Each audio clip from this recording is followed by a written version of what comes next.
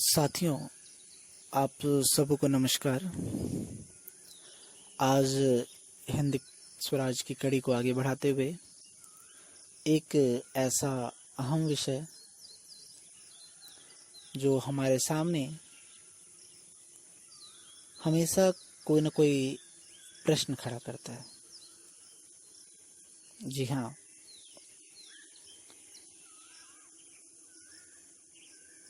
इसे हम धार्मिक अंधता कहें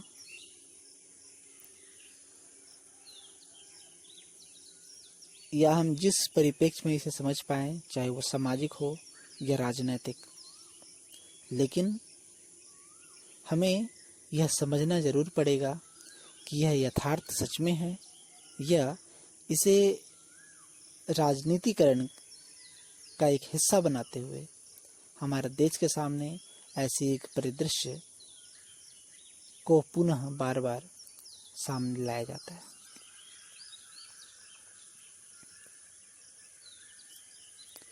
आज 10वां अध्याय हिंदुस्तान की दशा, भाग 3, हिंदू मुसलमान।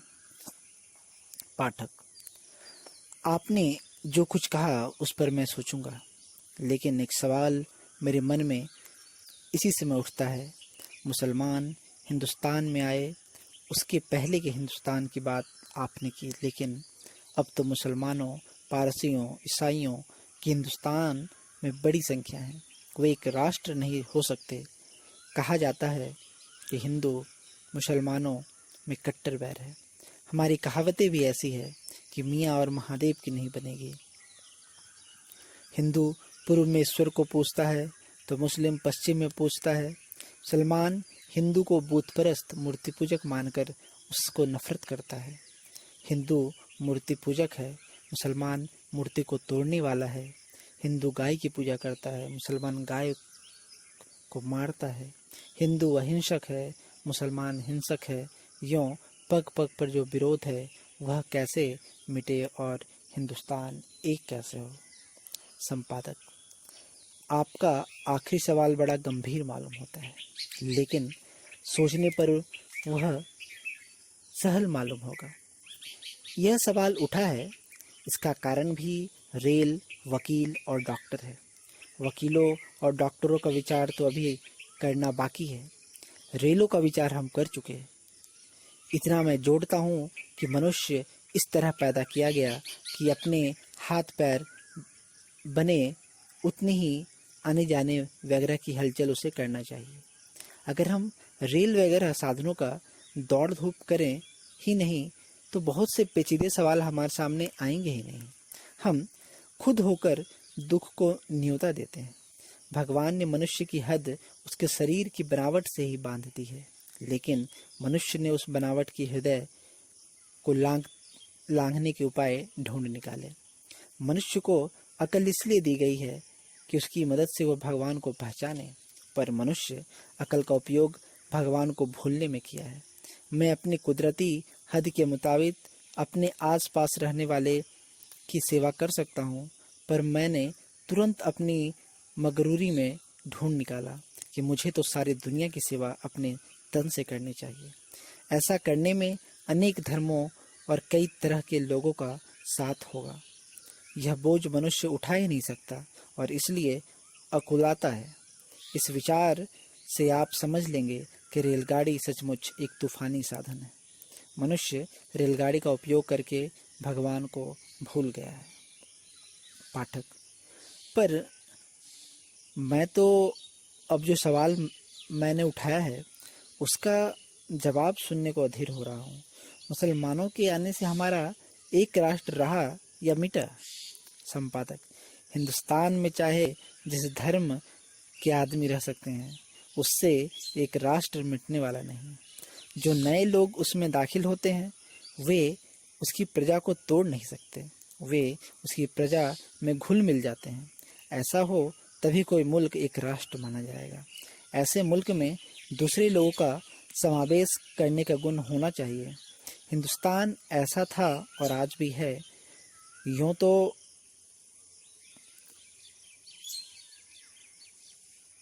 जितने आदमी उतने धर्म, ऐसा मान सकते हैं। एक राष्ट्र होकर रहने वाले लोग एक दूसरे के धर्म में दखल नहीं देते। अगर देते हैं तो समझना चाहिए कि वो एक राष्ट्र होने लायक नहीं।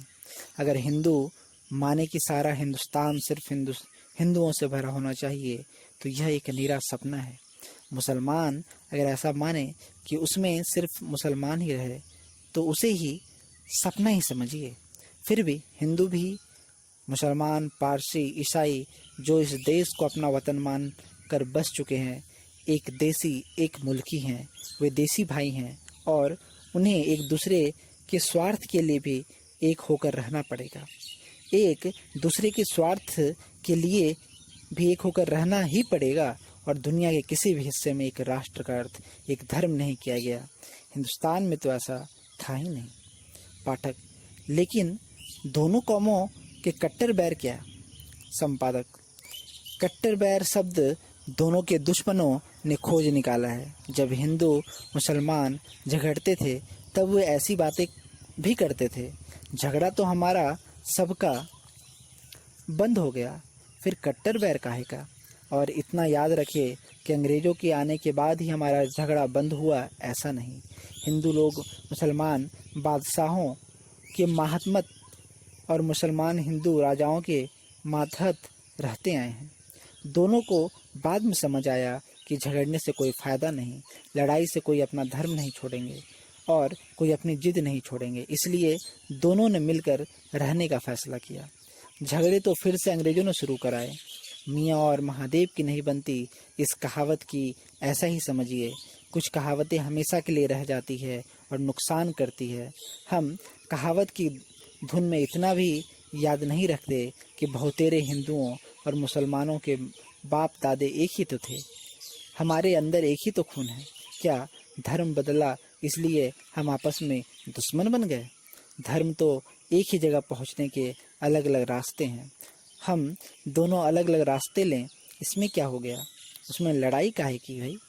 और ऐसी कहावतें तो शैवों और वैष्णवों में भी चलती है, पर उससे कोई यह नहीं कहेगा कि वे एक राष्ट्र नहीं है।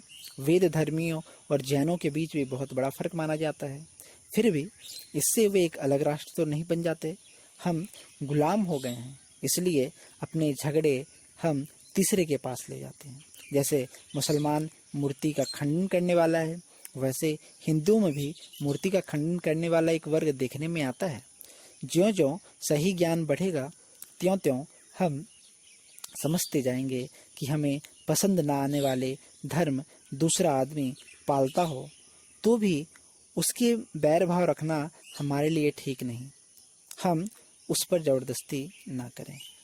पाठक, अब गोरक्षा के बारे में अपने विचार बताइए। संपादक, मैं खुद गाय को पूजता हूँ, यानी मान देता हूँ। गाय हिंदुस्तान की रक्षा करने वाली है, क्योंकि उनकी संतान पर हिंदुस्तान जो खेती प्रधान देश है आधार है। गाय कई तरह से उपयोगी जानवर है। वह उपयोगी जानवर है, यह तो मुसलमान भाई को ही कबूल करेंगे। लेकिन जैसे मैं गाय को पूजता हूँ वैसे मैं मनुष्य की भी पूजता हूँ। जैसे गाय उपयोगी है वैसे मनुष्य भी, फिर चाहे वह मुसलमान हो या हिंदू हो, उपयोगी है। तब क्या गाय को बचाने के लिए मैं मुसलमानों को से लड़ूंगा? क्या उससे मैं मारूंगा? ऐसा करने में मुसलमान का और गाय का भी दुश्मन बनूंगा। इसलिए मैं कहूँगा कि गाय की रक्षा करने का एक ही उपाय है कि मुझे अपने मुसलमान भाई के सामने हाथ जोड़ने चाहिए और उसे देश के खातिर गाय को बचाने के लिए समझाना चाहिए। अगर वह ना समझे तो मुझे गाय को मरने देना चाहिए, क्योंकि वह मेरे बस की बात नहीं। अगर मुझे गाय पर अत्यंत दया आती हो तो अपनी जान दे देनी चाहिए, लेकिन मुसलमान की जान नहीं लेनी चाहिए। वही धार्मिक कानून है, ऐसा मैं मानता हूँ।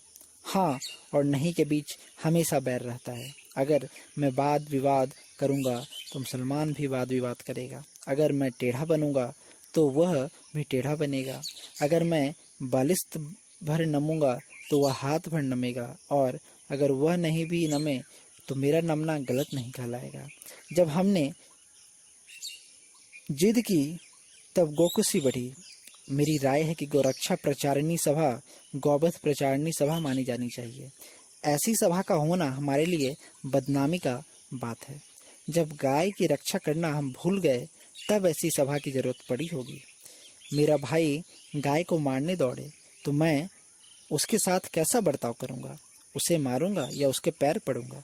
अगर आप कहें कि मुझे उसके पाँव पड़ना चाहिए तो मुझे मुसलमानों भाई के भी पाँव पड़ना चाहिए। गाय को दुख देकर हिंदू गाय का वध करता है। उसके गाय को कौन छुड़ाता है? जो हिंदू गाय की औलाद को पैना भोगता है उस हिंदू को कौन समझाता है?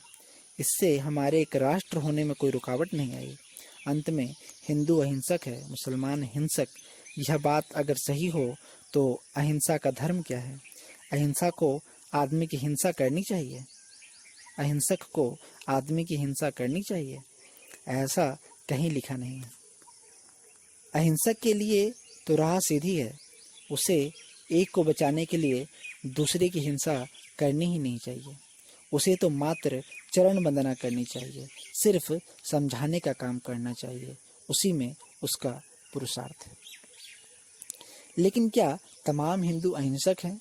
सवाल की जड़ में जाकर विचार करने से मालूम होता है कि कोई भी अहिंसक नहीं है, क्योंकि जीवन तो हम मारते ही हैं, लेकिन उस हिंसा में हम छूटना चाहते हैं।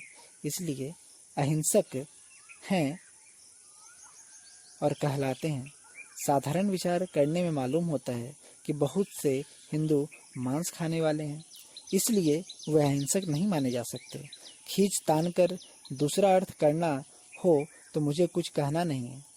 जब ऐसी हालत में तब मुसलमान हिंसक और हिंदू अहिंसक है, इसलिए दोनों की नहीं बनेगी, वह सोचना बिल्कुल गलत है।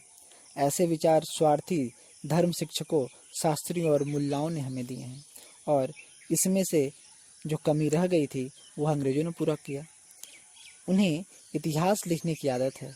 हर एक जाति के रीति रिवाज जानने का वे दंभ भरते हैं। ईश्वर ने हमारा मन तो छोटा बनाया, फिर भी वे ईश्वर की दावा करते आए हैं और तरह तरह के प्रयोग करते हैं। वे अपने बाजे खुद बजाते हैं और हमारे मन में अपनी बात सही होने का विश्वास जमाते हैं। हम भोलेपन में उस सब पर भरोसा कर लेते हैं। जो टेढ़ा नहीं देखना चाहता वे देख सकेंगे कि कुरान शरीफ में ऐसे सैकड़ों वचन हैं जो हिंदुओं के मान्य हैं। भगवद गीता ऐसी बातें लिखी है जिनके खिलाफ मुसलमान को कोई ऐतराज नहीं हो सकता। कुरान शरीफ का कुछ भाग मैं ना समझ पाऊँ या कुछ भाग मुझे पसंद ना आए, इस वजह से क्या मैं उसे मानने वाले से नफरत करूँ? झगड़ा दो से ही हो सकता है। मुझे झगड़ा नहीं करना हो तो मुसलमान क्या करेगा, और मुसलमानों को झगड़ा ना करना हो तो मैं क्या कर सकता हूँ? हवा में हाथ उठाने वालों का हाथ उखड़ जाता है।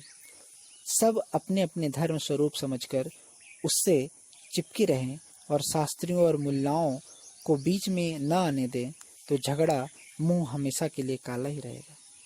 पाठक, अंग्रेज दोनों कौमों का मेल होने देंगे? संपादक, यह सवाल डरपोक आदमी का है। यह सवाल हमारी हीनता को दिखाता है। अगर दो भाई चाहते हैं कि उसका आपस में मेल बना रहे तो कौन उसके बीच में आ सकता है? अगर तीसरा आदमी दोनों के बीच झगड़ा पैदा कर सके तो उन भाइयों का हम कच्चे दिल कहेंगे। उसी तरह अगर हम हिंदू और मुसलमान कच्चे दिल के होंगे तो फिर अंग्रेजों का कसूर निकालना बेकार होगा। कच्चा घड़ा एक कंकड़ से नहीं तो दूसरे कंकड़ से फूटेगा ही। घड़े को बचाने का रास्ता यही है कि उसे कंकड़ से दूर रखा जाए, यह नहीं बल्कि यह कि उसे पक्का बनाया जाए, जिससे कंकड़ का भय ही ना हो रहे। उसी तरह हमें पक्के दिल का बनना है। हम दोनों में से कोई एक पक्के दिल के होंगे तो तीसरे के कुछ नहीं चलेगी। यह काम हिंदू आसानी से कर सकते हैं। उनकी संख्या अधिक है, वे अपने को ज़्यादा पढ़े लिखे मानते हैं, इसलिए वे पक्का दिल रखते हैं। दोनों कौमें के बीच अविश्वास है, इसलिए मुसलमान लॉर्ड मॉडले से कुछ हक मांगते हैं। उसमें हिंदू को क्यों विरोध करें? अगर हिंदू विरोध न करे तो अंग्रेज चौंकेंगे। मुसलमान धीरे धीरे हिंदुओं का भरोसा करने लगेंगे और दोनों का भाईचारा बढ़ेगा। अपने झगड़े अंग्रेजों के पास ले जाने में हम शर्माना चाहिए। ऐसा करने से हिंदू कुछ खोने वाले नहीं हैं। इसका हिसाब आप खुद लगा सकेंगे।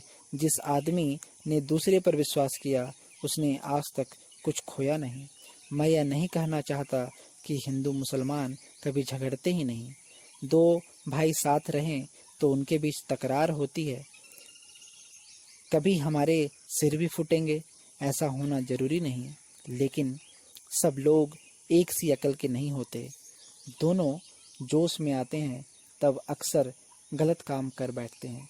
उन्हें हमें सहन करना होगा, लेकिन ऐसा टकराने की बड़ी वकालत बघार कर हम अंग्रेजों की अदालत में ना जाएं। दो आदमी लड़े, लड़ाई में दोनों के सिर या एक का सिर फूटे तो उसमें तीसरा क्या न्याय करेगा? जो लड़ेंगे वे जख्मी भी होंगे। बदन में बदन टकराएगा तो कुछ निशानियां तो रहेगी, उसमें न्याय क्या हो सकता है? साथियों, 10वां अध्याय में बस इतना ही।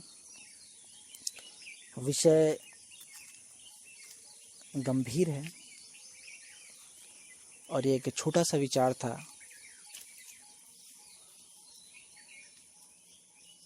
लेकिन इस विषय की संकीर्णता या विषय की प्रासंगिकता को जोड़ने के लिए आपको और कई तथ्य पढ़ने पड़ेंगे, जानने पड़ेंगे और अपना खुद का एक अवलोकन अपने इस समाज में करना पड़ेगा। तब आप इस तथ्य के मूल तक, रहस्य तक और उसके सही और गलत होने का आप अपने खुद में उत्तर ढूंढ निकालेंगे। इसी आशा और विश्वास के साथ आज अपनी वाणी को यहीं रोकना चाहूँगा।